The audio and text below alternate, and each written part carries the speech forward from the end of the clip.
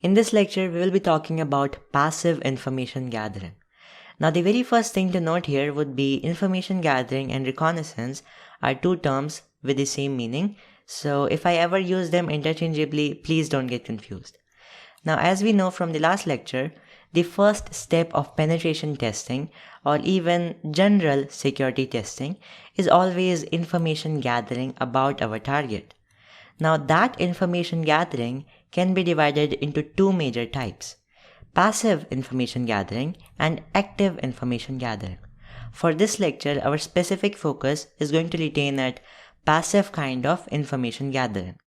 Now, our goal with passive information gathering is to gather as much data as possible about our target using non-intrusive type of searches, which means without actually interacting to the target directly, like using all the publicly available data and the third-party sources. Basically, not talking to the target in any way. We are not going to scan the target right now. We are not going to enumerate the services or any technology which the target might be running right now in an active way. It's all passive. Just look at that word, passive, right? Third-party sources is the keyword which you have to remember. Now, passive reconnaissance is something that we generally do only when there is a strict need to keep the detection possibility 0 or less, because the other kinds of scans, enumeration, basically the active stuff, that easily gets detected by the target. So if we don't want to get detected, this is probably the best way to execute information gathering. Now, we have multiple websites and tools which we can use for the purpose, but before jumping into anything specific, I would like to talk about the very basic example of what we can do in passive reconnaissance.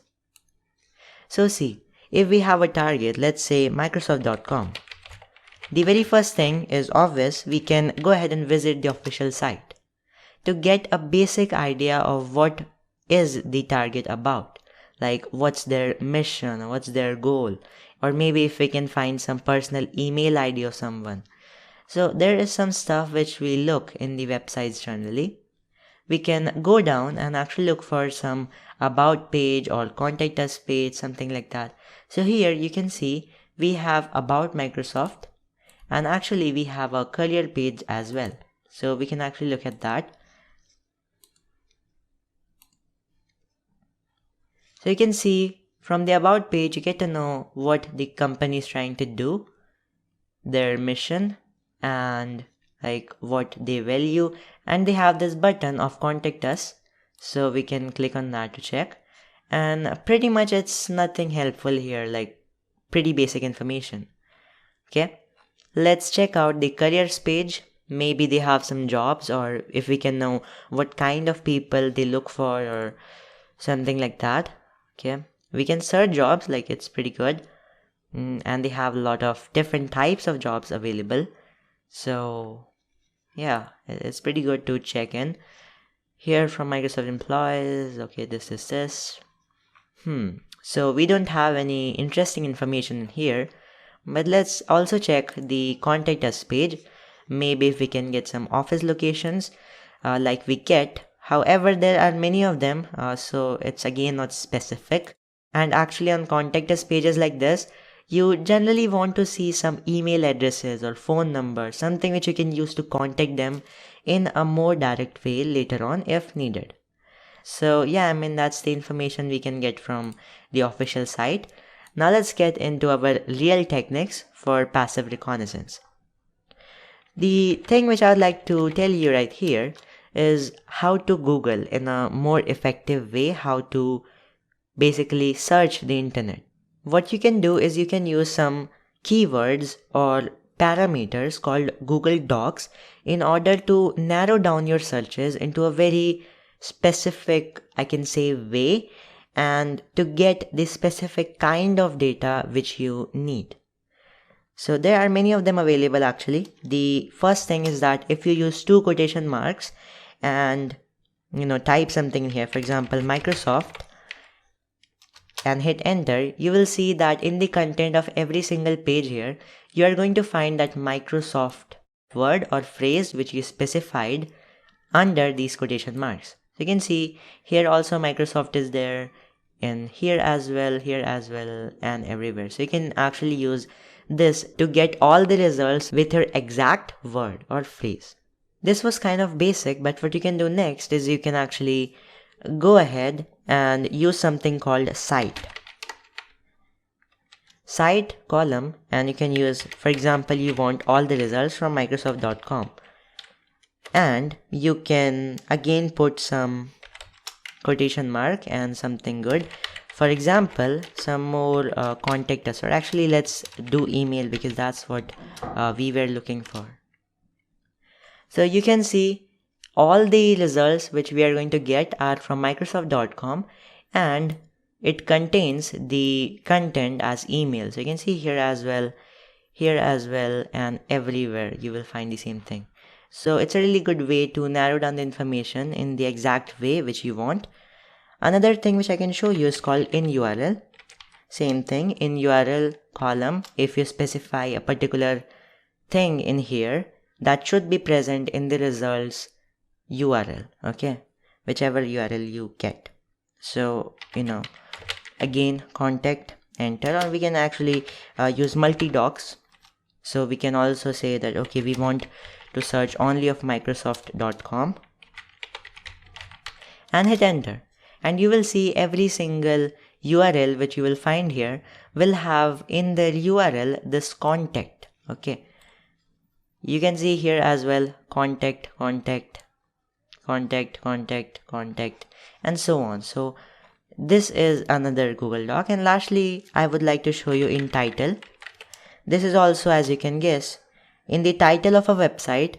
If you know this thing, what appears on the top of a site, that's their title. So if we say in title and specify something, Microsoft, or maybe we can specify, email in the quotation marks. I'm just using multi-docs. You can definitely use one. So you can see in title of every website there will be Microsoft, and everything, basically the email word will be present everywhere. So that's something you can use, or you can simply use it alone in title Microsoft. For example, I click on something, some good thing, office.com, and you will see in the upside there is Microsoft Office. So that's their title, and that's how we prove that our techniques, our docs really work. Now there are just so many of these Google Docs that I cannot tell you every one of them, but there is a really good way to learn more about these. There is a website called ExploitDB which you can go to, and under the same website ExploitDB there will be a Google hacking database. So let's check out where that is. Okay, it is here. And this database is all focused upon different Google Docs. People make the Google Docs for different purposes and post that in there. So you can see whichever interests you. Like here we have Google Doc, okay. In title, this is the actual Google Doc, what it does to check various online devices, which date was it published. So it completely depends on the author what they include in there. But yeah, you have a huge library of different Google Docs for many types of purposes. Some might be for information gathering and some might be for serious stuff. Like for example, in some vulnerable websites, you may find that you can simply use some Google Docs and get their username and password of their databases. Or you can even check the specific vulnerabilities. If you have heard about SQL injection, yeah, there are Google Docs available on the internet which can help you to identify if there is a specific type of SQL injection vulnerability on any website. So it's pretty good to explore, and I leave this to you now to check it out yourself. The next thing which I can show you is called Whois. So if I just search about Whois, you will see that there are many websites who provide the Whois lookup facility. Let's just go with the first one, whois.com. you can see you can simply enter a target domain in here, let's say microsoft.com, and search. Again, all these searches are going to be passive, so it's nothing illegal actually, it's just the information that we're getting from the publicly available sources. Now it says Microsoft.com is unavailable. Definitely it is an official domain of the company and they have reserved it, but what we are interested in is checking the whois information. So you will get to see what information is here. It's all about the domain information. It tells you who registered the domain, when was it first registered on. You can see when this will expire, the status, the related name servers, and sometimes you will even find the actual email addresses of the owners of the sites. These things are really helpful. But the thing is, maximum times actually on big companies, what they will do is that they will pay some money to like the whois information providers, and will ask them to hide their information. So that's how they can hide the information, real email addresses, phone numbers, etc., etc. But still we can say that there are many companies who do not really use this whois security or guard. So if your target also doesn't use, you will get some really good information from here. In fact, if you get to know the expiration date, which you can see very clearly from here, there are attacks such as domain squatting, which are out of scope of our course, but still just for general information. I can tell you that domain squatting, or we can call that more general cyber squatting, those kind of attacks can be done very easily using this kind of information. So can be something really good to check out.